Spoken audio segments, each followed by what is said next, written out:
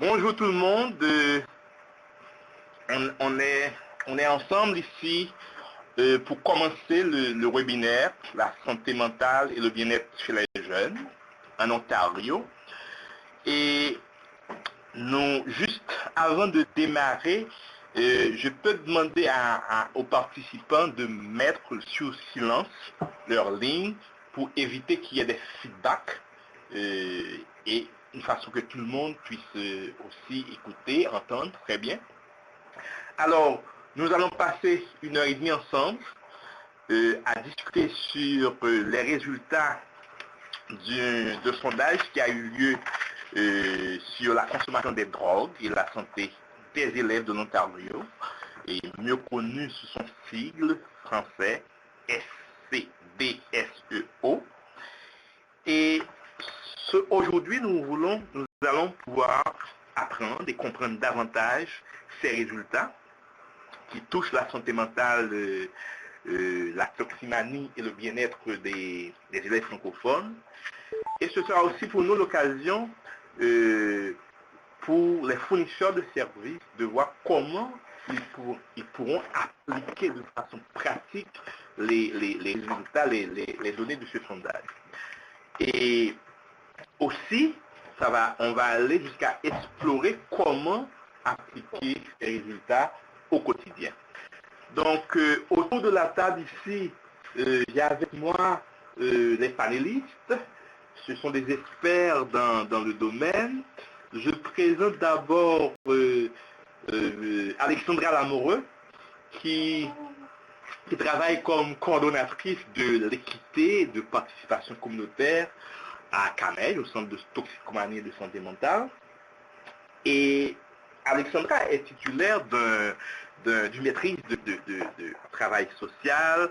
Elle est aussi spécialisée en santé mentale et en développement communautaire. Donc, bienvenue à toi, Alexandra. Merci. Et on a aussi, à côté de moi, j'ai aussi Andréane Flexeito. Elle est travailleuse sociale et elle travaille pour l'équipe d'appui pour la santé mentale dans les écoles, le programme ASSIST, c'est ça, Alexandra? Andréane, d'accord. Donc, Andréane est membre actif du comité des travailleurs sociaux en milieu scolaire de l'Association des travailleurs et travailleuses sociaux d'Ontario. Et aussi, elle assume une fonction de liaison avec le ministère de l'Éducation. Bienvenue, Andréane. Merci, Patrick. J'ai aussi avec moi sur la table Tammy. Tammy est directrice de programme à OFIA. Elle est là. Je travaille là-bas depuis maintenant plus de 7 ans. Et elle se concentre en particulier dans la mise en place du programme 4. Et ce qui est intéressant avec Tammy, c'est qu'elle appuie aussi le travail en français d'OFIA au sein de l'équipe des services de langue française. Donc, bienvenue, Tammy. Et on a aussi au bout de la ligne, Russ qui est enseignant en éducation physique. Russ, t'es là? Oui, je suis là. C'est ça. Et en santé, il est enseignant en éducation physique et en santé pour le conseil scolaire catholique province de la Providence depuis 17 ans. Donc, Russ est également membre de l'équipe de rédaction francophone pour le nouveau curriculum des PS de l'Ontario. Donc, tout ce beau monde forme le panel qui est avec nous. On a d'autres assistants. Il y a Sylvie et Monica qui vont assurer la technique pour nous. À vous tous qui venez de nous rejoindre, nous vous souhaitons la bienvenue et nous allons tout de suite démarrer avec les résultats, avec ce webinaire que l'on attend tous depuis longtemps. Alors, je passe d'abord la parole à Alexandra, qui va commencer avec, à nous présenter les résultats. Alors, de la part de KMH, de notre Centre de ressources en promotion de la santé, je vous souhaite la bienvenue à notre webinaire cet après-midi. Alors, moi, je vais commencer avec une présentation sur les résultats du sondage, qui est spécifique, une analyse qui a été faite spécifiquement pour les élèves francophones de l'Ontario. Alors, on dit d'habitude en français le SEO pour parler du sondage sur la consommation des drogues et la santé des élèves de l'Ontario. Je vais juste appeler ça le sondage aujourd'hui pour éviter d'être obligé de répéter un acronyme qui est un peu difficile à articuler. Alors, l'ordre du jour, voici les sujets qu'on va aborder dans la section de la présentation aujourd'hui.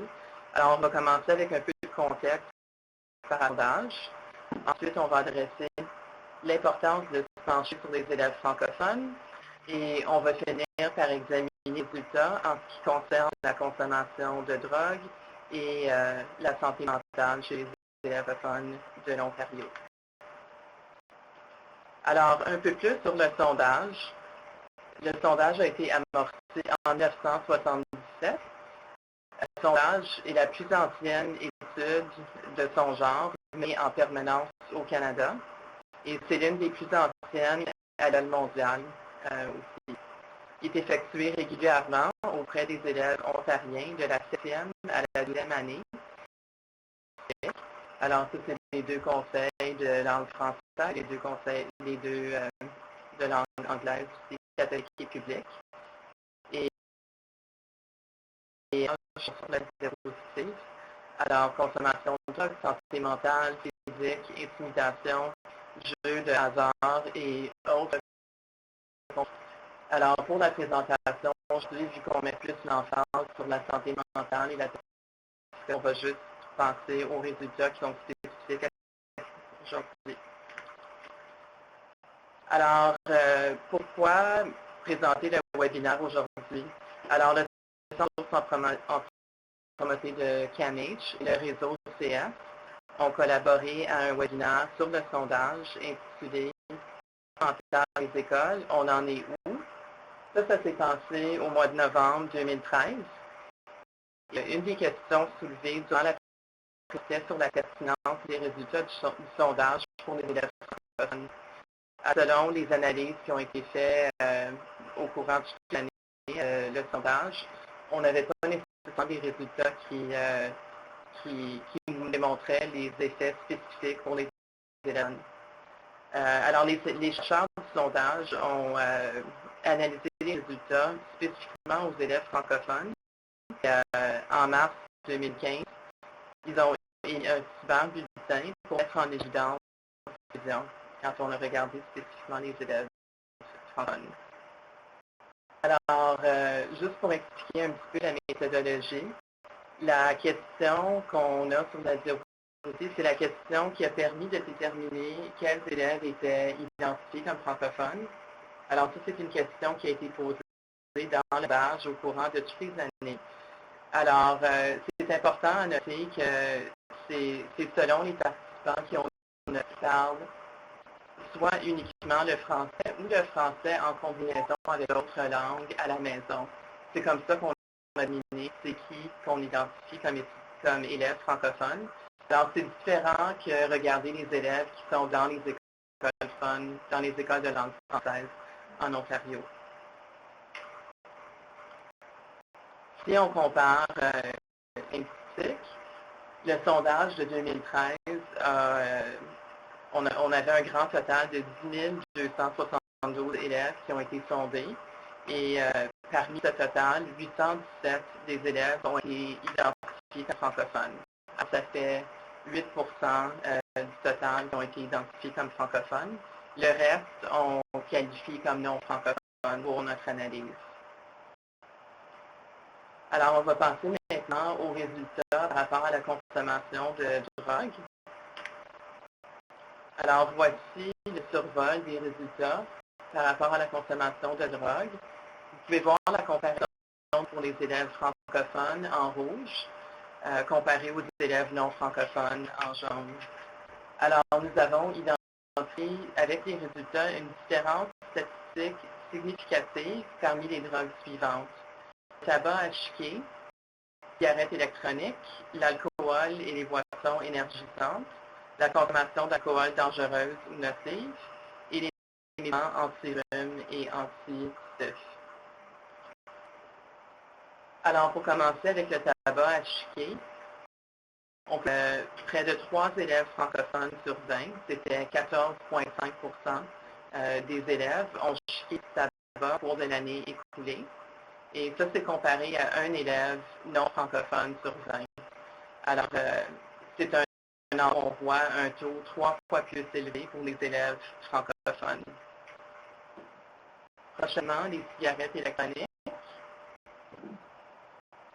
Alors, en 2013, la question suivante a été posée pour la première fois aux élèves secondaires.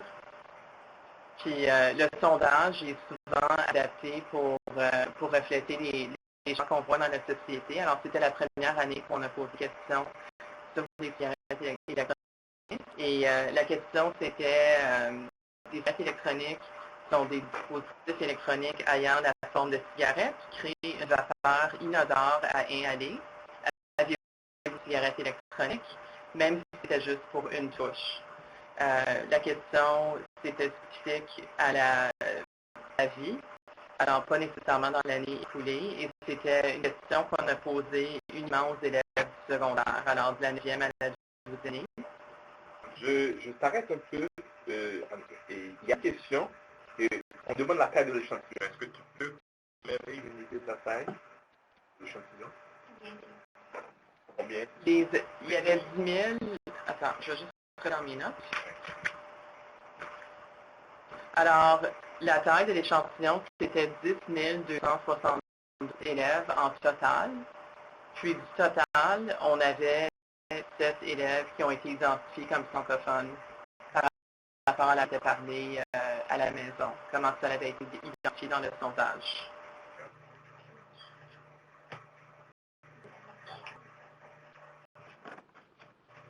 C'est de la 7e à la 12e année.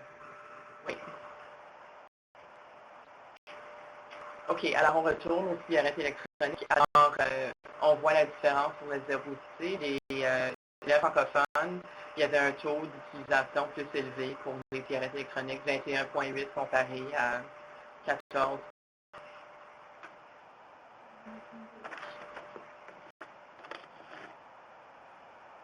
Les élèves, c'est de la 7e à la 12e année. Alors, ça, c'est le cas pour le sondage. C'est toujours de la 7e année.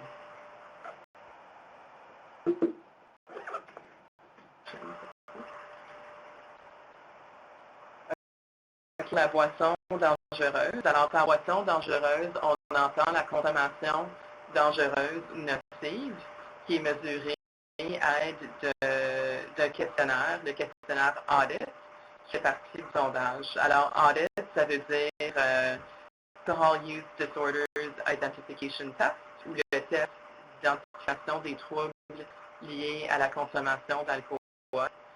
Un outil qui a été développé par l'Organisation mondiale de la santé qui détermine le pourcentage de ceux qui consomment des substances dangereuses ou nocives.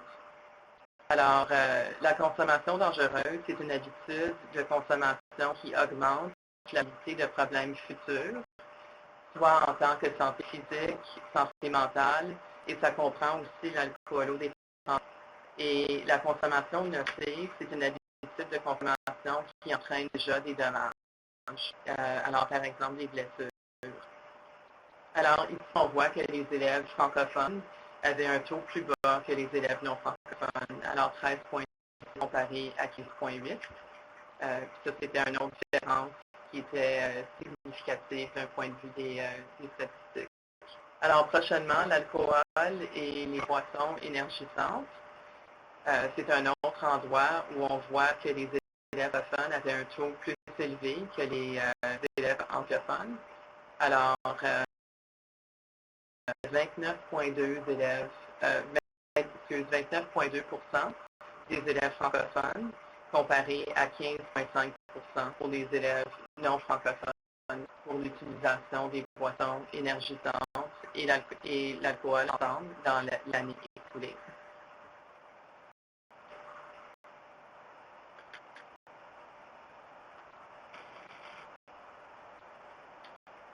Oui, c'est un commentaire que pour l'alcool, c'était le contraire. Alors, je pense que peut-être que Oui, alors le résultat qu'on montre maintenant sur le diapo, c'est l'alcool et boissons énergisantes qu'on met ensemble. Alors les deux en combinaison. Alors prochainement, on va regarder l'action des médicaments anti-rhume ou antitussifs à des fins non médicales. Alors c'est un autre domaine où on a retrouvé des taux plus élevés par les francophones. Alors 15,9% comparé à 9,2% parmi les élèves non francophones.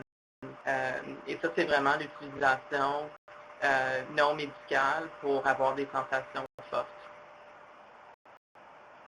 On va se tourner maintenant à la santé mentale. Alors, voici le survol des résultats pour la santé mentale. Alors, on voit les résultats en rouge pour les élèves francophones et en jaune pour les élèves non francophones. Dans ce domaine, on a seulement deux indicateurs de santé mentale qui présentent des différences significatives parmi la totalité des indicateurs comparés. Alors, premièrement, c'est que les élèves francophones étaient plus susceptibles de déclarer avoir consulté un professionnel en santé mentale. Et deuxièmement, inversement, les francophones étaient moins susceptibles de qualifier leur santé mentale comme passable ou médiocre. Alors, ce qu'on a observé qui est intéressant, c'est qu'il y a un écart statistiquement significatif en ce qui concerne la consultation santé mentale, mais quand on regarde le besoin non obtenu, c'est pas plus bas pour les francophones. Alors, les élèves francophones consultent plus en santé mentale et ils ne rapportent pas nécessairement moins de besoins obtenus.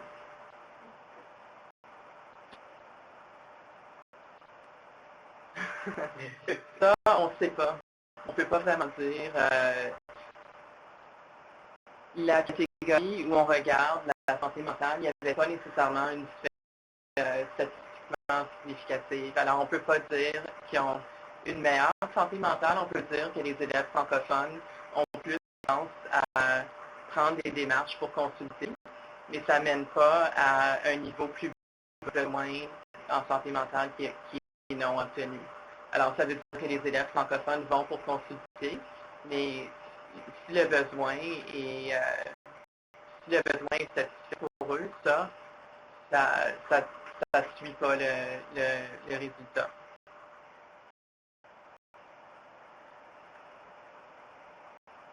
Alors, la prochaine. Ici, on vous montre tous les indicateurs de santé mentale pour lesquels les élèves francophones et les élèves non francophones ont des résultats très clairs. Alors ça inclut l'estime de soi, la détresse psychologique, les idées suicidaires, tentatives de suicide, soutien en santé mentale non obtenu, counseling téléphonique ou sur le web, des anxiolytiques ou antidépresseurs, intimidation et cyber-intimidation, les résultats sont très similaires. Alors, une petite différence, mais selon la grandeur des l'échantillon, on ne peut pas conclure que c'est des différences où il y a une significative. Alors, dans l'ensemble, les élèves francophones et non francophones, ils ont des résultats très la totalité, surtout plus des différences au niveau de la consommation de drogue. Et juste un rappel que vous pouvez trouver en ligne les ressources suivantes, le cyberbulletin ainsi que l'infographie du sondage pour les élèves francophones de l'Ontario. Et s'il y a d'autres questions, on va passer après, alors on peut répondre à ce moment-là. Merci beaucoup, Alexandra. Je rappelle que ce webinaire est rendu possible grâce au partenariat de Réseau CS, OFEA, le réseau de promotion de ressources santé mentale. Donc, maintenant qu'on a vu les données chiffrées du sondage, Andréane, tu vas nous parler maintenant de comment on pourrait utiliser ces données. Je vais vous parler justement, on a exploré les données pour appuyer les conseils scolaires, les écoles à travers la province. Oui, effectivement, d'abord, je voudrais vous remercier à tous et à toutes d'être ici, participants et présentaires aujourd'hui. Merci beaucoup. C'est une collaboration très, très importante. Donc, j'apprécie le fait qu'on soit inclus et qu'on puisse participer à la discussion. Il faut quand même dire que le fait d'avoir pu extraire ces données francophones du sondage, c'est quelque chose de très significatif en Ontario. C'est quelque chose auquel on n'a pas eu accès auparavant. Alors, le fait qu'il y ait eu une mobilisation depuis nos derniers webinaires en 2013 démontre quand même un engagement très, très positif envers la communauté francophone, surtout pour reconnaître qu'on a besoin de données pour informer l'avenir de nos services et de nos écoles pour les élèves en matière de santé mentale. Donc, on peut passer à la prochaine. Donc, justement, le ministère de l'Éducation a quand même plusieurs engagements par rapport... On peut avancer encore là. Oh, pardon, avant? On peut aller avant? Il manque une image. Donc, vous allez utiliser votre imagination, messieurs, dames, s'il vous plaît. Dans le cadre de l'Esprit Saint, l'Esprit ouvert Esprit Saint, qui est la stratégie ontarienne globale pour la santé mentale, que vous connaissez, chaque ministère s'est engagé à des priorités en particulier. Puis le ministère de l'Éducation s'est engagé justement pour avoir des leaders en santé mentale dans chacun des conseils scolaires. Alors, il y a 60 conseils et chaque conseil scolaire comprend un leader en santé mentale.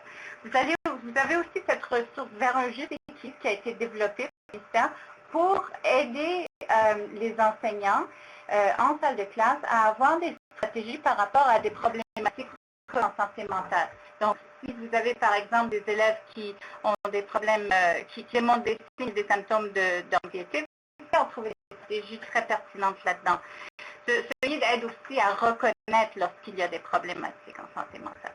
Donc, au-delà de ça, le ministère s'est engagé à revoir son curriculum, alors à faire des révisions très pertinentes dans son curriculum.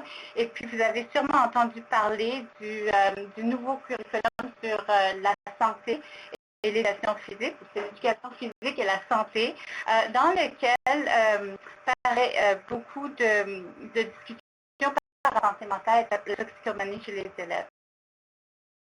C'est un curriculum très, très important qui vraiment met en évidence l'importance de non seulement parler de la santé mentale en salle de classe, mais de faire tous les jours, puis de façon positive aussi. Alors, on peut passer à la prochaine. L'équipe d'appui pour la santé mentale dans les écoles fournit effectivement une mise en œuvre. Donc, on adresse surtout le leadership en matière de santé mentale.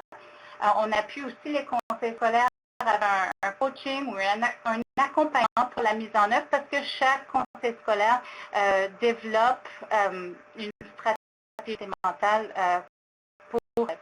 Donc, nous, on est là comme équipe pour fournir non seulement un accompagnement, mais des ressources pertinentes pour aider à bien cibler les objectifs, mais à mettre en évidence aussi les besoins particuliers des élèves.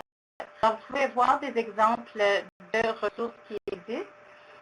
Et puis, on fournit des ressources pour des publics variés. Alors, vous pouvez voir à la gauche, c'est dirigé pour favoriser la santé mentale. C'est vraiment à l'intention des directions d'école, par exemple. Alors, c'est une approche très globale pour la santé mentale. Ensuite, il y a aussi le guide pour la prévention du suicide chez les jeunes à l'école. Il est important de créer aussi des filets de sécurité pour les élèves. Alors, lorsqu'on a un élève qui se présente en détresse, comment est-ce qu'on va l'appuyer et comment que l'école et le système complet vont pouvoir l'appuyer avec l'aide, bien sûr, de nos partenaires. Et ensuite, ce dernier d'appui pour bâtir les voies d'accès, vraiment, c'est pour favoriser les discussions entre les conseils scolaires et les agents communautaires ou les partenaires clair pour voir comment est-ce qu'on va identifier nos besoins, mais comment est-ce qu'on va aussi mobiliser nos équipes pour collaborer ensemble.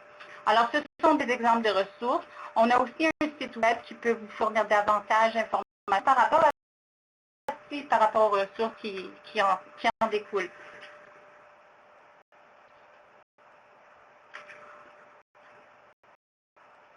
Donc, c'est ça. Alors, les axes prioritaires, c'est vraiment au niveau des conditions organisationnelles pour appuyer le personnel scolaire à accroître ses connaissances au niveau de la santé mentale et pour assurer une mise en œuvre de pratiques et de programmes fondés par des données probantes qui visent la promotion puis la prévention en matière de santé mentale. Il y a une chose qu'on sait tous, je pense, c'est que l'école est vraiment un endroit idéal pour promouvoir la santé mentale et le bien-être. Là où on essaie de faire attention, c'est de s'assurer que toutes ces approches sont fondées par des données probantes, mais qui sont aussi d'un encadrement plus important au sein de l'école puis au sein de la communauté. Les présentations ponctuelles, par exemple, n'ont pas toujours été effectives ou efficaces plutôt, excusez-moi, dans cette approche. Donc, on veut s'assurer d'être systémique, d'être aligné et bien sûr bien fondé.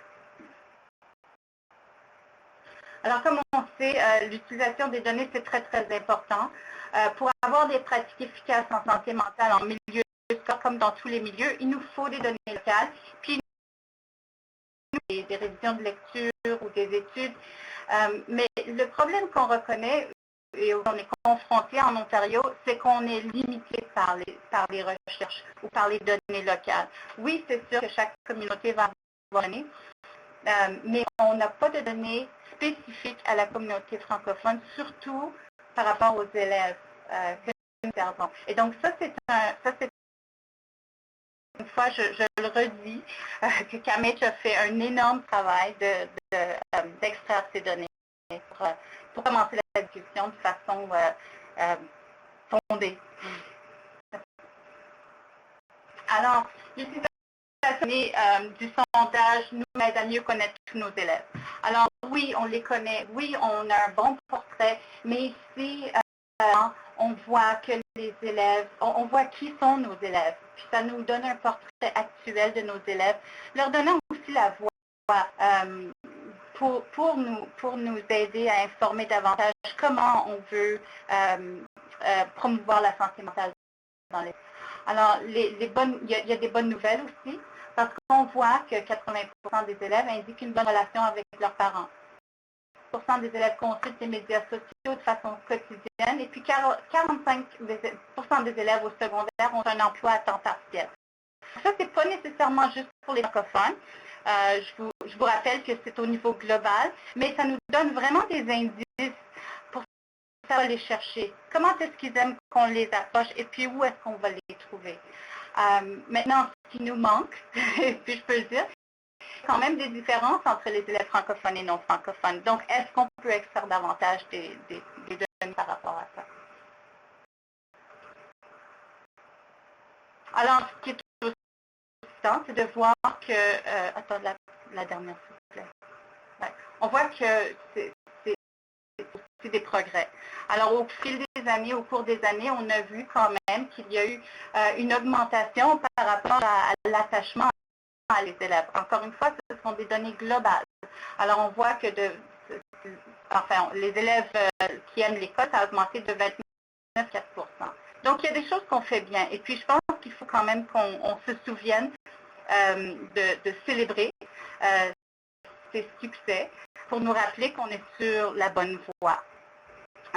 Donc, c'est sûr que le sondage nous fournit un contexte. Puis encore une fois, comme c'est la première fois qu'on a extrait les données francophones, ceci représente tous les élèves en général. Mais des prochaines étapes seraient d'identifier le parcours chez les francophones, par exemple. Alors, dans 2 ans, est-ce qu'on va pouvoir extraire les données des francophones pour voir si on est sur une voie d'amélioration, si on est toujours sur une voie d'amélioration, et si vraiment on est en train de faire des choses de façon intégrée avec nos écoles et puis nos partenaires communautaires.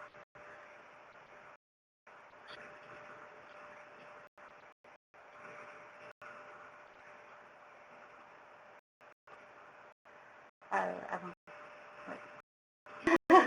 On saute un petit peu avant, je pense qu'il y en avait encore une.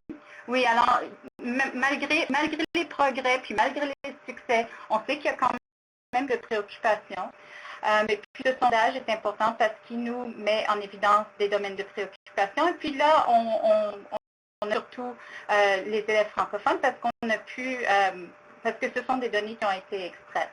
Donc, on voit qu'un élève sur 3 s'estime trop gros ou trop grosse par rapport à un excès de poids. Donc, c'est important dans la mesure où ce sont des discussions importantes. On parle souvent de la santé et puis du bien-être et ceci comprend aussi l'image de soi. 1 sur 4 rapporte un soutien en santé mentale non obtenu. Alors, on en a parlé tout à l'heure. 1 sur 4 aussi consomme d'alcool et joue aux jeux vidéo tous les jours. Donc, ce sont encore des indices importants qui nous aident à éclaircir le domaine de préoccupation chez les élèves francophones à l'avenir. Puis, encore une fois, c'est un endroit où les élèves les plus vulnérables, parce que ce n'est pas toujours les élèves plus vulnérables chez qui on entend ce qui se passe, mais par l'entremise du sondage, on peut avoir. Alors, ces données nous renforcent aussi par rapport aux orientations actuelles de l'équipe d'appui, vraiment de bâtir les capacités de santé mentale chez le personnel scolaire, promouvoir le bien-être mental à l'école, prévention du suicide, des filets de sécurité, puis les voies d'accès vers les services. Donc, c'est vraiment là-dessus qu'on travaille, puis que les leads en santé mentale travaillent avec leurs équipes scolaires pour assurer dans leurs écoles. Puis ça, c'est quand même, ça nous donne des indicateurs très importants pour nous dire qu'on est sur la bonne voie dans nos orientations.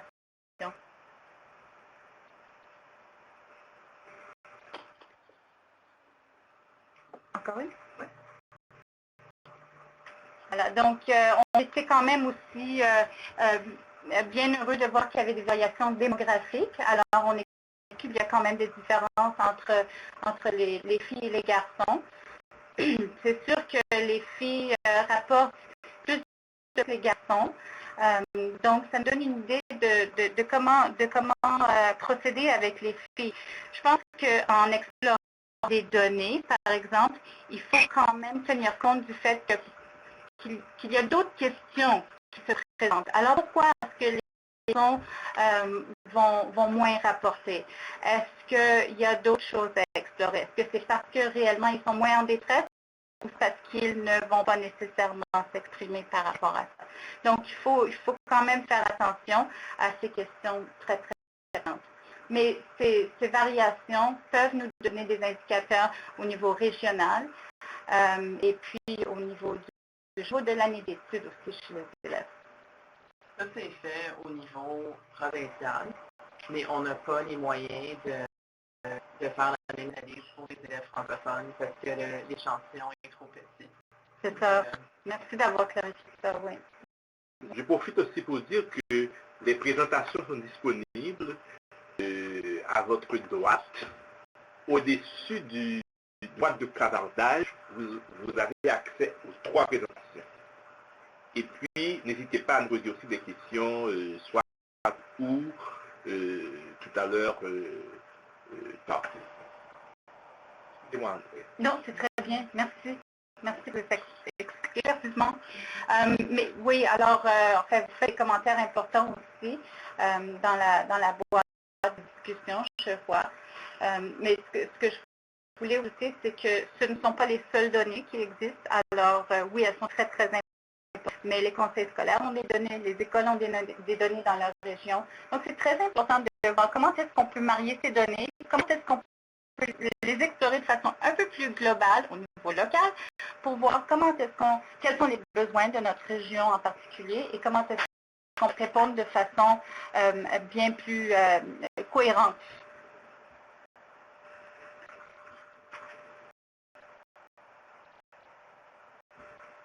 Et donc, il y a aussi au niveau des priorités provinciales, ces données nous donnent nous donne vraiment une base solide pour la promotion et l'intervention précoce. Alors, on voit au niveau en 7e et 8e année, donc les élèves ils démontrent quand même une santé mentale passable ou médiocre, mais ça de façon significative avec alors les transitions, on sait que ce sont des moments très, très importants chez les élèves. Et donc, ça peut déclencher des problématiques plus sévères. Donc, comment est-ce qu'on les outille avant de rentrer dans ces moments de transition? Comment on les prépare à l'avance pour savoir quelles sont les connaissances de base, quelles sont les compétences, les attitudes et les habitudes qu'on va venir avant de rentrer dans ces classes transitoires. Et au fur et à mesure qu'ils progressent dans les années chez les élèves francophones, on voit qu'il faudrait avoir quand même une attention plus particulière sur l'image corporelle, le mésusage des substances et l'accès aux services en français. Alors, on continue avec notre besoin d'avoir des services en français. Et le plus important, c'est de voir que les francophones ont aussi des besoins plutôt spécifiques auxquels il faut qu'on fasse attention.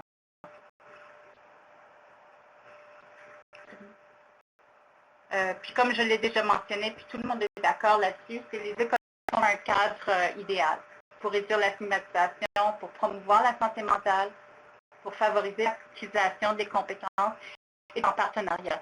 À l'école, oui, c'est un milieu propice, mais ça se fait en collaboration avec nos partenaires. Et en milieu de santé publique, on fait des choses incroyables pour appuyer les écoles à la santé globale, mais la santé mentale. Puis la dernière, je pense que c'est bientôt la dernière.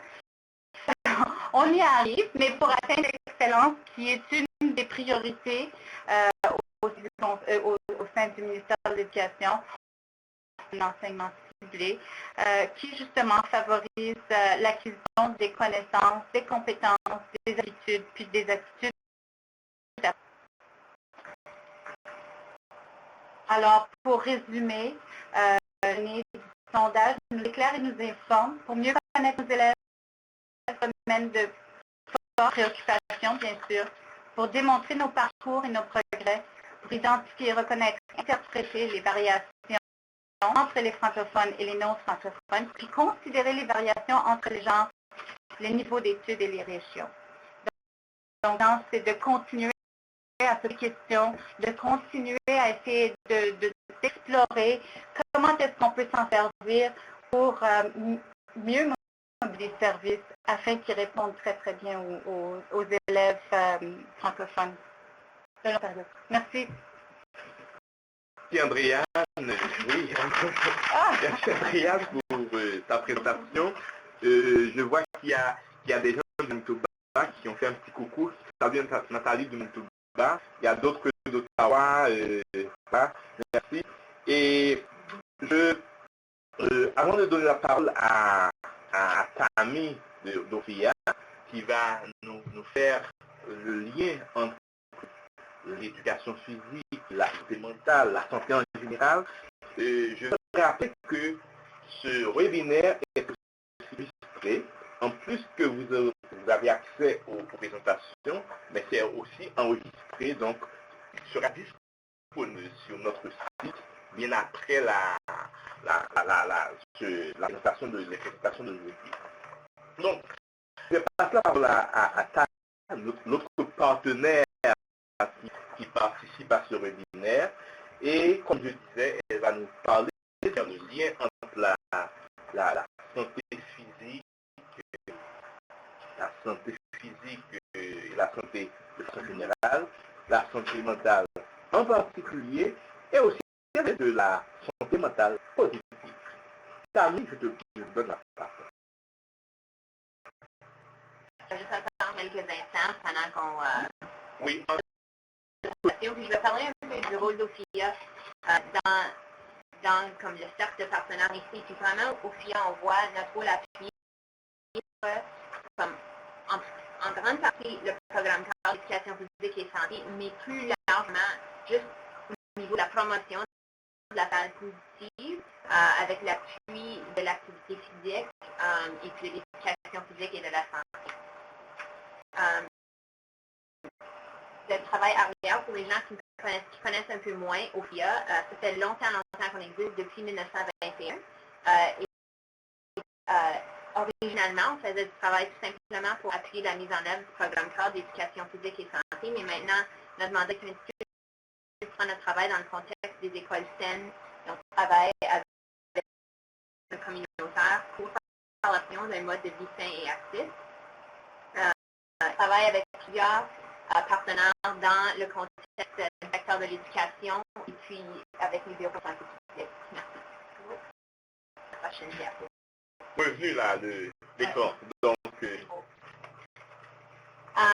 Donc, les gens qui connaissent bien OFIA nous connaissent probablement en grande partie pour nos plans de leçons qui sont super populaires au palier élémentaire. Les plans de leçons qui appuient la mise en œuvre du programme cadre d'éducation physique de la première à la 8e année. Et puis ça, c'est mis à date pour le programme cadre des années. Et puis on a aussi des ressources d'appui pour la mise en œuvre du programme cadre au palier secondaire. Et puis toutes nos ressources peuvent être retrouvées ce qu'on appelle le carrefour pédagogique. Et puis je vais vous mettre ça à l'écran dans un instant. Mais le carrefour pédagogique contient vraiment toutes les ressources qui appuient l'enseignement du programme cadre d'éducation physique. Donc, Sylvie va vous mettre ça à l'écran, carrefourpédagogique.ofia.net. On offre aussi beaucoup de ressources qui appuient l'activité physique, soit dans le contexte scolaire ou ailleurs.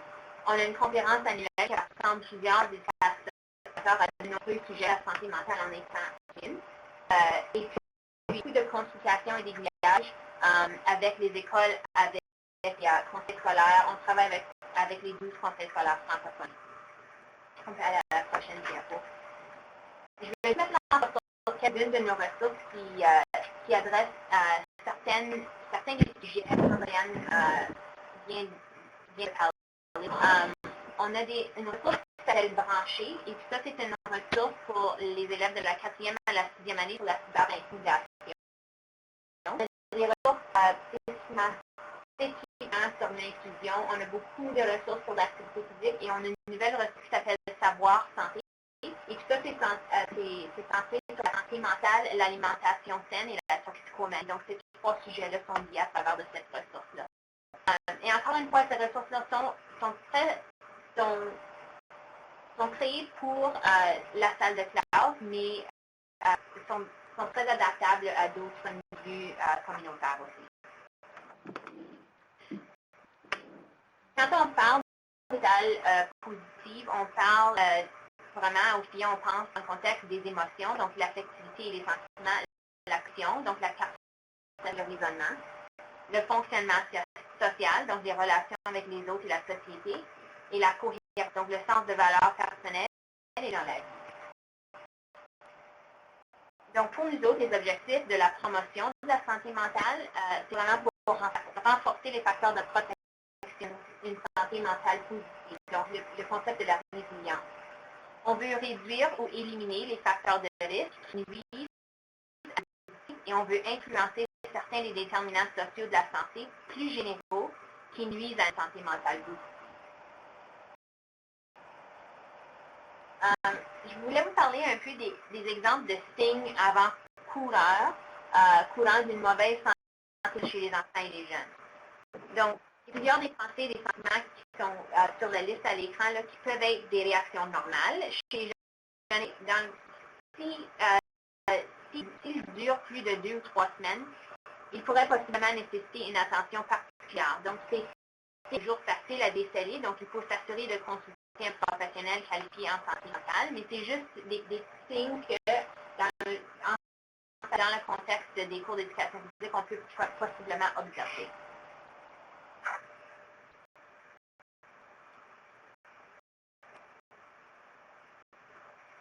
Là, je veux parler de l'intégration de la santé mentale au programme cadre. Je sais qu'Andréane en a parlé un peu, mais vraiment, le programme cadre d'éducation physique et santé, le concept de la santé mentale est inclus dans tous les domaines relatifs à la vie saine. Donc, on met un gros accent l'extension de la santé mentale positive dans le contexte de l'activité physique, mais on enseigne aussi dans le contexte de la vie saine la compréhension de ce qu'est le mental, les stéréotypes, le stigmate social. Donc, la santé et le bien-être émotionnel sont les fruits d'un équilibre sain entre l'aspect de la vie, soit physique, intellectuelle, sociale, émotionnelle et spirituelle. Donc, dans le contexte du programme CARD, on comprend qu'une santé mentale positive est en mesure de penser, de ressentir, d'agir et d'interagir de manière de la vie et faire face aux difficultés qui viennent.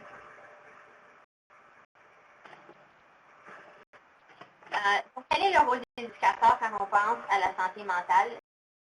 Les éducateurs jouent un rôle essentiel. Malgré, vous allez voir au bas de la diapo, on comprend que les éducateurs n'ont pas une formation professionnelle en psychiatrie, en santé mentale ou rien comme ça. Mais ils ont un rôle essentiel parce qu'ils sont avec les jeunes de très longues périodes pendant la journée, des fois pendant plus de 6 heures par jour. Et les éducateurs jouent aussi un rôle pour créer un milieu inclusif et sécuritaire dans la salle de classe. Les éducateurs établissent évidemment des relations avec les élèves, des relations entre élèves. Donc, ils jouent un rôle critique à ce niveau-là. Souvent, les éducateurs communiquent avec les parents et ils sont en mesure de les prochaines étapes en travaillant de façon collaborative avec les parents, la communauté, les autres éducateurs ainsi que les professionnels de la santé mentale. Donc, si vous reconnaissez des signes ou des symptômes avant-coureurs d'une maladie mentale chez un élève, il est important de prendre des mesures. Une intervention précoce est l'un des facteurs les plus importants qui influencent le rétablissement d'une maladie mentale. Si la maladie n'est pas diagnostiquée et aucun soin n'est prescrit, les symptômes d'une maladie mentale peuvent s'aggraver, menant à des lieux et pouvant même mettre la vie de la personne concernée en danger. Puisque plusieurs symptômes et des maladies mentales se manifestent au cours de l'adolescence, les enseignants sont bien placés pour faire une différence importante en aidant les jeunes à recevoir tôt l'aide dont ils ont besoin. Donc, les mesures possibles à suivre seraient simplement de parler avec l'élève, de parler avec d'autres membres du personnel scolaire, de parler avec les parents ou l'élève et de collaborer avec les professionnels en santé mentale qui sont à l'école, comme Andréane vient de parler. Donc là, je vais passer la parole à mon collègue Russ Minnis, du Conseil scolaire catholique Providence, pour nous parler de certaines de ses expériences dans le milieu scolaire. Alors, bon, oui. OK. Vas-y, allez. Alors, juste pour vous situer un petit peu, je suis un enseignant d'éducation physique et santé. J'enseigne les élèves de la maternelle jusqu'à la 8e année. Donc, des élèves qui commencent à 3 ans dans nos écoles jusqu'à la 8e année des 13-14 ans. Comme les autres présentations mentionnées, là, nos élèves vivent à tous les jours des situations qui peuvent affecter la santé mentale. Et souvent, une des sections où nous sommes de bien les aider, c'est avec le programme cadre d'éducation physique et santé. J'aimerais tout d'abord commencer par expliquer quelque chose qui est arrivé dernièrement que je recommande à toutes nos écoles qui est arrivé dernièrement pour mieux comprendre et capable de servir mes élèves. C'est que ma direction a demandé nos enseignants de EED, enfants en difficulté, avec tous les autres itinérants de mon école, et on s'est assis autour d'une table pour une CAP, une communauté d'apprentissage professionnel, où nous avons eu l'occasion de revoir les PRI, les plans d'enseignement individualisés de chaque élève, élève par élève par élève. Nous avons pris le temps de voir ce que l'élève, ses forces, ses faiblesses, ses prochaines étapes, non seulement physiques, mais académiques, émotionnelles, et j'ai pu apprendre dans cette session de journée beaucoup au sujet de mes élèves que j'aurais pu jamais comprendre lors de mon gymnase. C'était un 3 heures magnifique de pédagogie et d'apprentissage et partage. Non seulement que l'info est venue du côté des spécialistes de l'académique, mais c'est que mes observations dans ce qui se passe dans mon gymnase et dans ma salle de classe étaient complètement différentes et a donné un aperçu global de ce que nos élèves peuvent faire. Tout d'abord, éducation physique. Souvent, c'est la matière préférée de la majorité de nos élèves. Ils ont hâte de venir. Par contre, il y en a toujours qui ne l'aiment pas. Puis on va discuter de quelques raisons, peut-être le pourquoi les élèves n'aiment pas l'éducation physique. Souvent, c'est parce qu'il y a quelque chose là qui affecte leur bien-être. En premier, il faut s'assurer que nous, les enseignants, ont toujours un milieu sécuritaire et approprié pour nos élèves. Quand je planifie mes leçons, je planifie en premier lieu pour la sécurité physique des élèves et en deuxième, la sécurité émotionnelle. Si je vais créer des activités où les élèves ne se sentent pas à l'aise de jouer, de participer, ce n'est pas une activité appropriée. Il n'y a rien de pire qu'un élève qui veut se retirer d'une activité parce qu'il se pense en danger. Deux, ils ne se sentent pas bien dans leur peau pour une raison ou une autre. Je trouve que l'établissement des règlements de base et d'une routine avant tout. Un petit exemple, mes maternelles à 3e année rentrent dans le gymnase, s'assoient sur le socle et je prends 1 minute 30 secondes pour les dire bonjour, comment ça va et quelqu'un me partage quelque chose d'important dans leur vie. Ce petit partage peut changer tout pour cet élève-là parce qu'il a pu partager ce qui se passe dans sa vie. On va tous faire un jeu de chasseur et boum, l'activité commence. Ceci va super bien pour les petits, mais les 4e à la 8e, eux, doivent se changer. Et les salles de rechange dans nos écoles, c'est l'endroit, à part des toilettes, où on ne peut pas être là pour aider, défendre et surveiller nos élèves. Les salles de rechange en éducation physique peuvent devenir un endroit qui devient très, très dangereux pour nos élèves. Tantôt dans les présentations, on avait parlé de l'estime de soi par rapport à son corps. Quand tu lances 20 garçons dans une salle de rechange, puis tu leur demandes de les changer, et il n'y a personne là pour surveiller, ça peut devenir très dangereux. Une stratégie gagnante que j'ai déjà, c'est que je dois modeler et faire un enseignement explicite de qu'est-ce qui se passe dans une salle de rechange. On regarde le crochet, on regarde le mur, c'est impliqué de regarder autour de la salle, et je dis à mes élèves 3 minutes pour se changer. Ils doivent se changer le plus vite possible et de sortir, et je laisse toujours un équipement au centre du gymnase pour que ceux qui sont le plus vite se mettent à jouer plus vite. Alors, ils ne se traînent pas les pattes à l'intérieur en train de se jaser ou regarder autour ou des commentaires non appropriés. Ces affaires-là, les petits ajouts de gestion de classe peuvent créer une atmosphère tellement plus rassurante pour nos élèves. Un exemple de comment créer ce climat positif et sécuritaire en centre, c'est par exemple lorsque j'enseigne la puberté, la croissance humaine dans mes cours de 4, 5, 6, 7, 8, c'est que la première classe, on établit les règlements de base pour un climat de respect et de confiance entre nous pour les discussions et les sujets que nous allons aborder. Quelques exemples des règlements que moi et mes élèves ont créés sont « Je parle en je ». Je ne parle toujours pas pour quelqu'un d'autre dans la classe. Je parle pour moi. J'utilise jamais des noms des personnes. Je ne dis jamais « maman fait ceci » ou « papa ». J'utilise toujours quelqu'un que quand ils veulent partager. Et probablement, celle que les élèves aiment le plus, c'est que si je donne leur nom et ils doivent répondre, je peux passer. Monsieur, je ne veux pas répondre aujourd'hui, je ne me sens pas à l'aise. Cet élève a le droit de passer, ne pas dire la réponse à voix haute, mais il est toujours responsable pour le rendement. Il y a plusieurs autres façons comment on peut assurer que les élèves se sentent à l'aise et sécuritaires. Une des plus faciles, c'est d'offrir une variété d'activités. Je n'enseigne plus une activité pendant 1 mois de temps. Les élèves n'ont pas la capacité de gérer une autre journée de la même chose, une autre journée. La variété change les idées et ceux qui n'aiment pas mon activité savent que ça va juste durer 1 ou 2 leçons avant que quelque chose d'autre va venir qui vont plus appartenir ou plus les parler. Dans cette grande variété d'activités, je permets le jeu libre où l'élève peut aller explorer et essayer différentes activités afin qu'ils puissent aller chercher quelque chose qui leur parle, qui il ou elle se sent bien. Quand je fais mes équipes, souviens-tu quand tu étais à l'école? OK, on va mettre 2 capitaines en avant, on va choisir les amis 1 à 1. Qui aimait ça être le dernier ou la dernière choisie? On n'utilise jamais ces stratégies-là.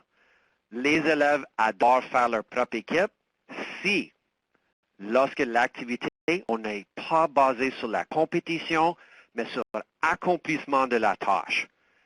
Tout ceci va autour de mon curriculum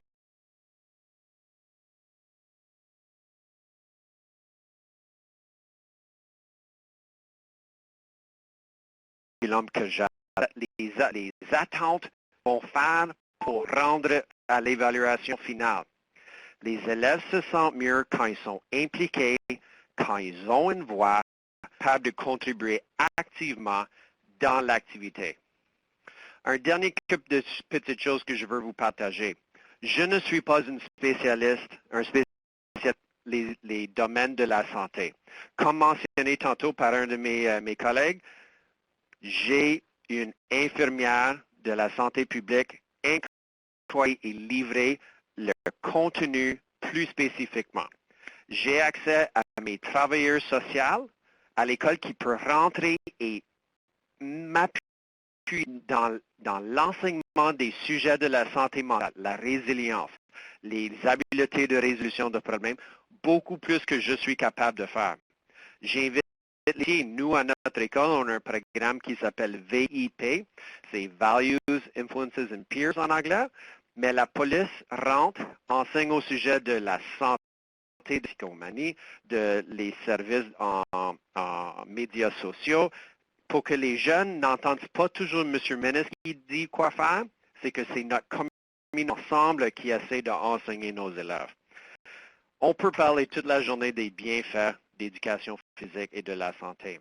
Mais je vais vous dire, si le programme de la variété a des règlements fixes et concrets qui protègent et soutiennent les élèves, ainsi qu'un programme où il y a le choix, les élèves vont réussir à devenir des jeunes actifs et en santé, que eux vont continuer à tous les jours d'être une personne active et avec une bonne santé mentale parce qu'ils aiment ça. Nous, comme enseignants d'éducation physique et santé, on a une géante responsabilité pour assurer que nos cours promuent tout ce qui est inclus dans nos autres présentations. On les a très peu de temps, mais on affecte une longtemps. Combien d'entre nous ont arrêté un sport ou une activité parce que lorsque j'étais en éducation physique alimentaire, quelque chose m'est arrivé, je n'ai pas aimé ça, alors j'ai arrêté. Nous avons une grande responsabilité. C'est beau. Merci, Ross. Merci à tout le monde. Je ne sais pas si tu as un dernier mot à dire à Camille. C'est beau, je fais une discussion. À la discussion. Merci beaucoup. Donc, on a entendu les parler de, on a commencé avec Alexandra, qui nous a parlé des présenté des chiffres. On explorait plus loin avec André et Yann les aspects plutôt pratiques au niveau des corps. Avec Russ et Camille, on a vu les liens entre l'éducation physique et la santé mentale, le bien-être des jeunes. Mais on va vous laisser la parole pour vos questions. Sentez-vous à l'aise, vous pouvez soit utiliser la boîte à baladage ou vous voulez parler au téléphone, vous pouvez aussi le faire. Donc, à vous maintenant la parole, à vous à vos plumes, et aussi moi, en tant que modérateur de la séance, si jamais vous n'avez pas de questions, moi je vais vous en poser. Alors, ok, on va essayer de parler plus fort. Ok, il y a quelqu'un qui a levé la main. Oui, Natacha?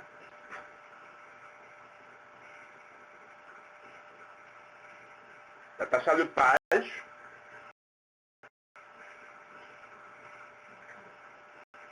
Oui, m'entendez-vous? Oui, on vous entend très bien. Bonjour, bonjour. Merci beaucoup de c'était vraiment intéressant et j'ai appris beaucoup. J'avais plusieurs questions, en fait, qui ont beaucoup parlé en général, donc des jeunes de la 7e à la 2e. Je m'excuse, je suis avec les noms, mais le professeur qui vient de parler juste maintenant parlait plus spécifiquement des jeunes pas de 15 ans.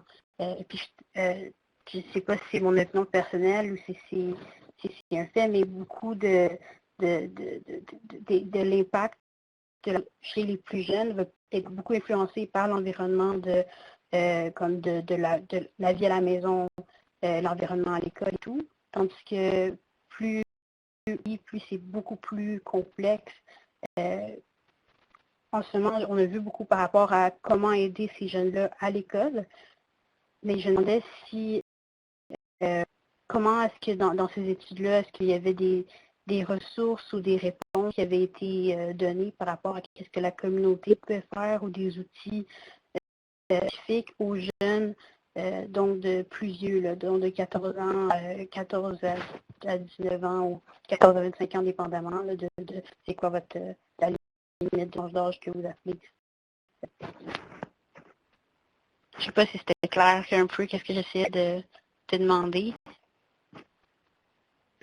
Est-ce que, je vais juste essayer de clarifier la question si je peux. Est-ce que vous demandez si, avec les recherches ou les données qui ont été présentées, si on accompagne aussi des ressources pour répondre aux problématiques chez les 15 à 19 ans?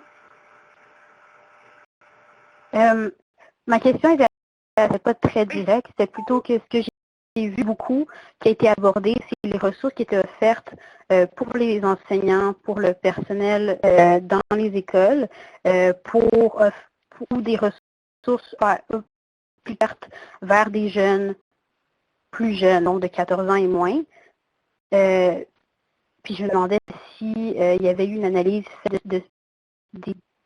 des données qui avaient été trouvées depuis 2013 là, et qui étaient plus spécifiques aux jeunes plus vieux, aussi à la place des rapports au personnel enseignant, au personnel dans les écoles, il y avait des ressources plus offertes vers les ressources de la communauté et non vers les personnels enseignants qui seraient pas avec des élèves, mais plutôt avec des jeunes en général. Je pense que c'est envie de répondre. Si je comprends la question, tu veux savoir, une partie de ta question, tu veux savoir s'il y a des ressources qui sont plus applicables dans le milieu communautaire ou du milieu scolaire. Oui, en partie, oui. Oui. Je pense que, je ne sais pas si tu es super familial avec les ressources d'OFIA sur le carrefour pédagogique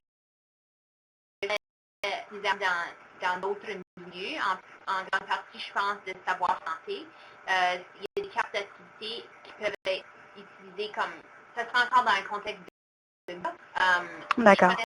Je ne connais pas, moi, personnellement, des ressources dont les gens peuvent se servir pour des situations comme 1 sur 1. Avec les jeunes, ça, c'est pas notre expertise à OFIA, mais je ne sais pas s'il y en a d'autres autour de la table qui savent. Si je peux juste me permettre, oui, effectivement, on a parlé beaucoup de ressources qui sont au sein des pour appuyer le personnel à bâtir leurs connaissances, pour ensuite pouvoir appuyer les élèves, pour offrir un enseignement explicite, comme tu as mentionné, par rapport à la santé mentale et la surtout. Mais il y a beaucoup de choses qui se passent au niveau de la communauté aussi. Par rapport à des ressources spécifiques, c'est sûr qu'on faire des suivis pour voir quelles sont les ressources qui seraient disponibles. Mais je pense que la question, c'est qu'est-ce qu'on est en train d'essayer de faire chez les jeunes? Qu'est-ce qu'on veut leur faire? C'est vraiment de les outiller à partir d'un très jeune âge et tout au long de leur adolescence aussi, pour savoir comment faire face aux défis que la vie tous les jours. C'est sûr que pas tous les élèves vont présenter des problèmes de santé mentale nécessairement, mais ce qui est bon pour tous est nécessaire pour Alors, si on essaie de bâtir la résilience au niveau communautaire, si on parle de déstigmatiser la discussion par rapport à la santé mentale et de la toxicomanie, c'est déjà un très bon début, je pense. Alors, c'est assez général, je sais, comme réponse, mais je pense que c'est un peu ça l'approche qu'on prend avec la stratégie globale, c'est de voir comment c'est davantage. Puis oui, il y en a des ressources pour appuyer ce genre de discussion. D'accord, merci beaucoup. Merci. En attendant que Alexandra lire la question qui a été posée par Facebook, il y a une autre question qui a été posée avant, c'est par rapport au lien entre le stress et le milieu linguistique francophone. Est-ce qu'il y a quelqu'un des panélistes qui pourrait répondre à cette question? Le lien entre stress et milieu linguistique minoritaire francophone. Je peux répéter la question qui a été posée pour moi de la part de... D'accord.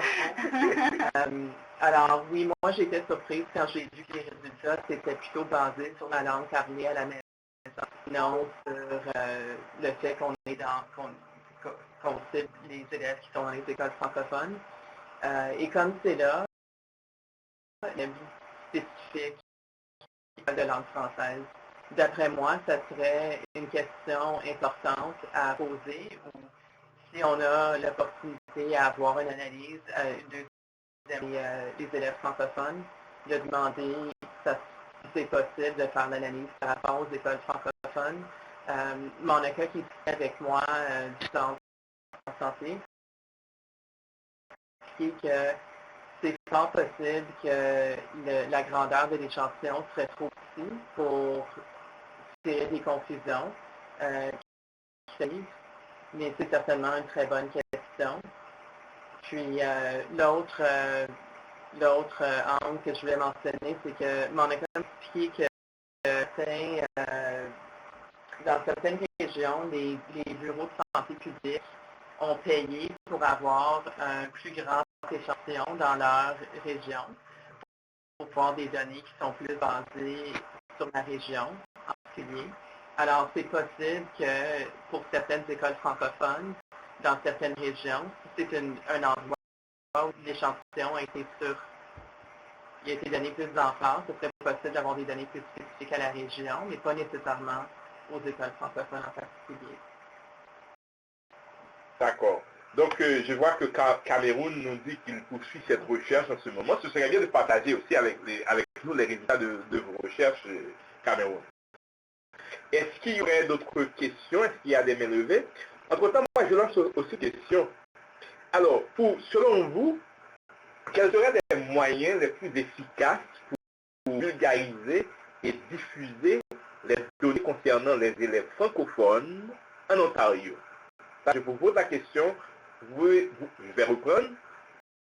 Quels seraient, selon vous, les moyens les plus efficaces pour divulguer et vulgariser les données concernant les francophones en Ontario? Donc, vous pouvez utiliser la boîte à clavardage pour répondre aussi à ces questions.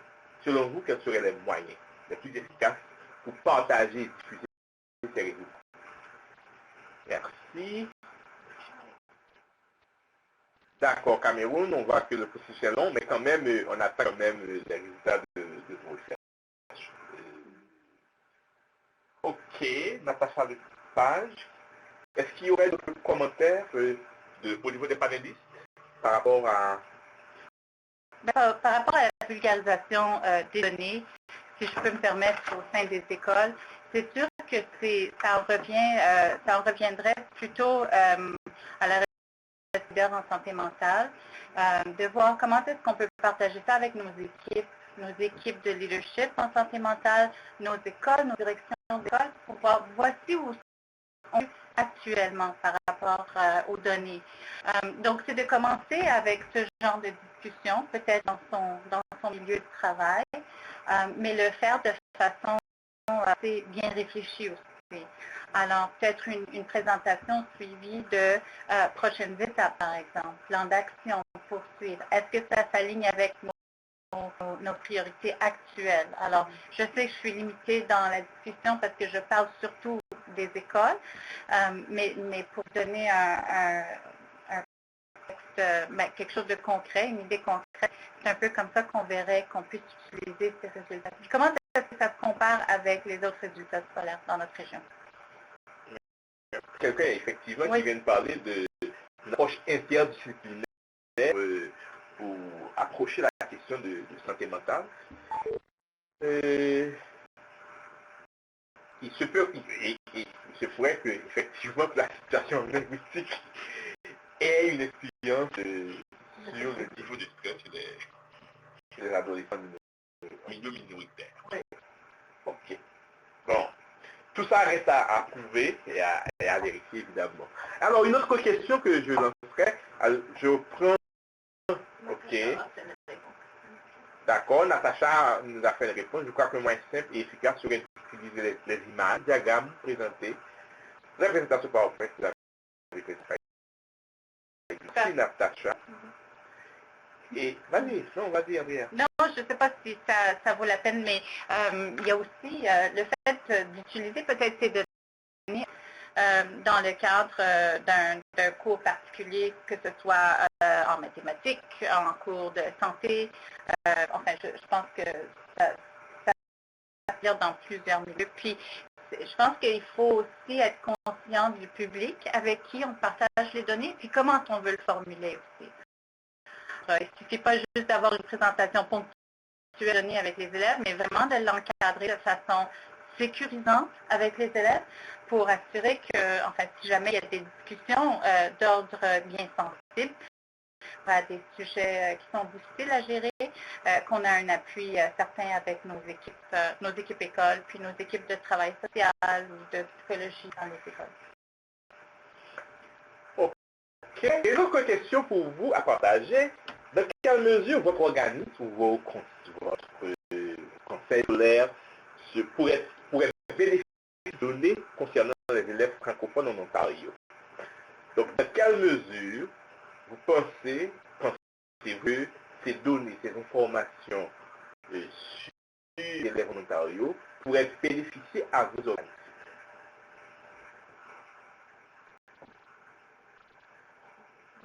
Donc, ouais, je lance. Si vous voulez dire des choses aussi, commenter, vous pouvez le faire. Autre question? Est-ce que vous avez des choses que vous souhaiteriez savoir plus sur la santé mentale des élèves francophones? Donc, j'ai lancé deux questions. Dans quelle mesure vous bénéficierez de données concernant les élèves francophones en Ontario? Deuxième question. Oh, il y a... Ouais? Ben, juste quand on parle de comment mon conseil utiliser les données présentées, c'est que l'équipe pédagogique utilise toujours des données pour cibler les prochains enseignements et formations, les journées pédagogiques pour nos enseignants et enseignantes. Alors, si j'avais ces données-là, lorsque nous, les enseignants d'éducation physique et santé, se met ensemble pour une formation, nous pouvons baser, nous allons approcher l'enseignement de ces domaines-là aux élèves, tout simplement basé sur les données. C'est très important, surtout si c'est des chiffres qui représentent notre région mentionnée. Ça serait bien de savoir pour ma région quels sont les résultats afin qu'on cible, mais plus spécifiquement pour aller cibler ces élèves-là et assurer qu'on fait la formation. C'est spectaculaire ce qu'on pourra faire avec les données. Merci. Et à Nicole aussi, au niveau de la boîte à clavardage, qui dit que ça pourrait possiblement juste une demande beaucoup plus pour les services en français, surtout dans les régions où la population est très petite. Et ça aussi, c'est une question d'équipe. Pour moi, le nombre, c'est pas ce qui importe le plus. C'est une question d'équité, c'est de pouvoir offrir des services à la langue par le bénéficiaire. Donc, la troisième question que j'avais posée, c'est est-ce qu'il y aurait des choses que vous voulez savoir concernant le bien-être et la santé mentale des élèves francophones? Donc, si vous voulez répondre, ça me permettrait peut-être de voir avec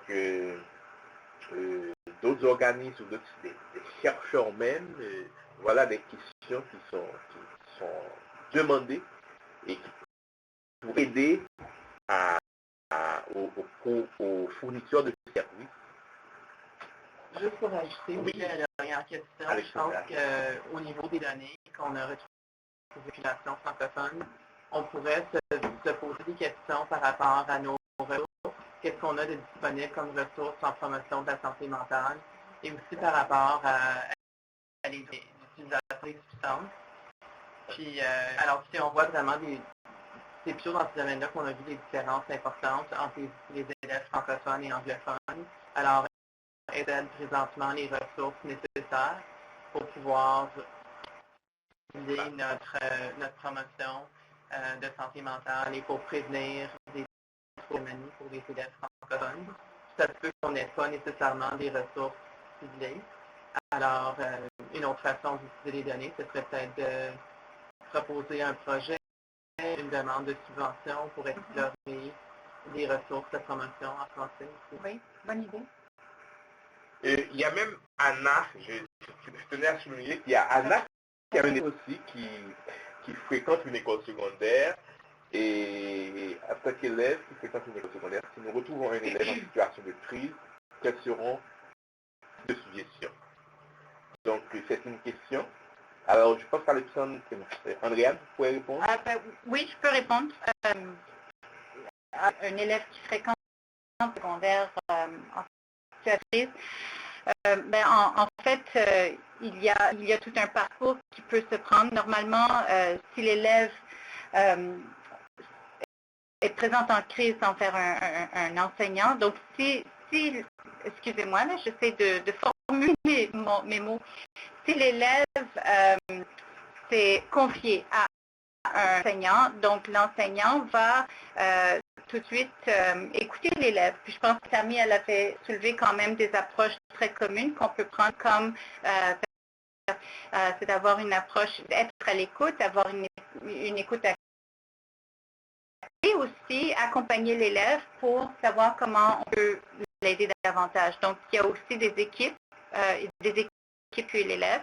Donc, c'est de voir quel genre de plan est-ce que dont cet élève a besoin. Les écoles secondaires sont aussi équipées de travailleurs qui sont là pour appuyer aussi cette prise en charge et puis pour accompagner l'élève davantage. Parce que c'est sûr qu'on ne veut pas laisser cette prise en charge uniquement à l'enseignant ou à la l'école. C'est un travail d'équipe qui se fait en partenariat surtout avec les services cliniques des écoles ou des conseils scolaires. Au-delà de ça, il y a des voies d'accès communautaires. Alors, il y a tout un cheminement qu'on peut prendre pour appuyer cet élève, non seulement vers les services, mais aussi pour l'appuyer à sa réintégration. Donc, l'élève, c'est sûr qu'il n'est pas toujours en crise, mais une fois qu'il a été, qu'on a répondu à ses besoins, qu'on répond à ses besoins, on est capable de le réintégrer avec des plans de soutien, des plans d'être individualisés pour au niveau académique, mais surtout un plan de soutien qui comprend aussi un travail en collaborant avec la communauté et puis la famille aussi. On n'oublie surtout la famille dans toute situation qui est très importante pour appuyer les élèves. Et Anna qui dit, en tant qu'élève, je peux faire quoi si l'élève ne se sent pas à l'aise pour en parler? Donc, en tant que collègue, en tant que collègue, qu'est-ce qu'elle peut faire? C'est ce que demande Anna. Et elle fait référence aussi à Jeunesse Écoute. Oui. Un programme en ligne. Oui, je vois que Cameron fait des suggestions. Oui, c'est très, très important de pouvoir offrir des pistes à cet élève. Je pense que comme élève, oui, effectivement, c'est une très, très bonne question parce que les élèves parlent aux élèves. Hein? C'est les élèves qui se confient à leurs amis, puis qui ont parfois peur de se confier aux enseignants. Donc, l'élève à qui on a confié, elle peut aussi aller demander de l'aide. Je pense que quelqu'un l'a mentionné dans les commentaires aussi. Demande de l'aide à quelqu'un à l'école à qui tu fais confiance, par exemple. Demande aussi de voir est-ce qu'on peut mobiliser un travailleuse sociale ou un travailleur social du conseil pour venir appuyer la démarche. Parce que c'est sûr que oui, les élèves se parlent, mais les élèves n'ont pas non plus besoin de faire ça tout seul. Donc, quand un ami est en détresse, très, très, très important de l'écouter, mais de dire, moi, j'ai des limites aussi, puis je ne sais pas exactement comment t'aider, alors je dois demander de l'aide moi aussi. Donc, c'est un peu ça qu'on peut proposer. Tout à fait. Une autre question que je vais lancer, est-ce qu'il y aurait des gens qui pourraient partager avec nous quelques expériences de promotion de santé mentale chez les jeunes, soit dans vos écoles ou dans vos communautés? Donc, vous pouvez aussi partager avec nous quelques exemples de promotion de santé mentale, soit dans vos écoles ou dans vos communautés. Vous pouvez le faire. Je voulais juste répondre à une autre question que j'ai vue dans la boîte de discussion de la part de TESFO. C'était que, est-ce que les données sont aussi divisées selon les élèves nouvellement arrivés au Canada, comparativement à ceux qui sont établis depuis une ou plusieurs générations? Alors, c'est pas disponible comme c'est là dans l'analyse. C'est pas une information qui est demandée dans le sondage. Je pense qu'il y a plusieurs questions au niveau déterminant de la santé et de l'équité en matière de santé qui ne sont pas inclus dans le sondage comme c'est là. Alors, Monica a clarifié pour moi qu'il y a une question qui demande aux élèves leur perception de leur situation socio-économique. Alors, dans les résultats plus détaillés du sondage, il y a une petite analyse de cela, mais à part de ça, on n'a pas les renseignements par rapport au niveau d'arrivée. Puis aussi, moi aussi, j'ai remarqué comme une des populations qui est très à risque au niveau de la santé mentale, c'est les jeunes LGBTQ. Puis on n'a pas nécessairement de questions pour pouvoir analyser ou mieux comprendre au point de vue de la santé mentale qui est plus affecté, s'il y aurait plus de difficultés pour les jeunes qui sont au niveau d'arrivée au Canada. Alors, c'est une très bonne question. Qu'est-ce qu'il faut? Merci. Oui. Puis ça me dit à une question, si je peux me permettre. Mais là, parce que je viens d'avoir une réalisation, mais je sais qu'on est ici en train de présenter un webinaire, puis on parle aussi d'avoir la voix des et puis, je me demande si ça serait quelque chose à considérer pour un webinaire futur ou d'avenir, c'est vraiment d'avoir un forum qui comprend aussi la voix des élèves, effectivement. Alors, c'est peut-être quelque chose auquel on pourrait réfléchir ou penser pour un webinaire futur, une discussion, une table ronde. Oui, tout à fait.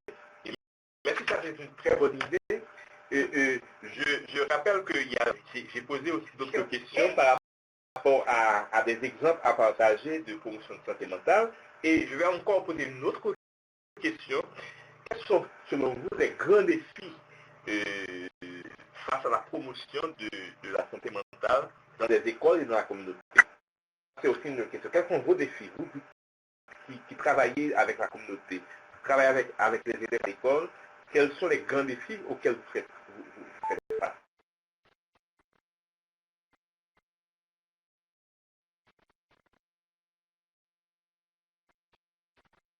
J'avoue qu'il y a beaucoup d'informations dans la boîte à discussion.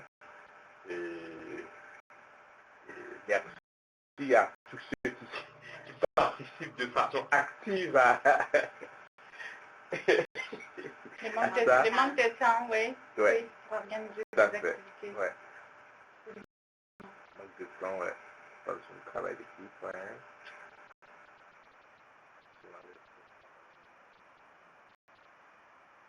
Et...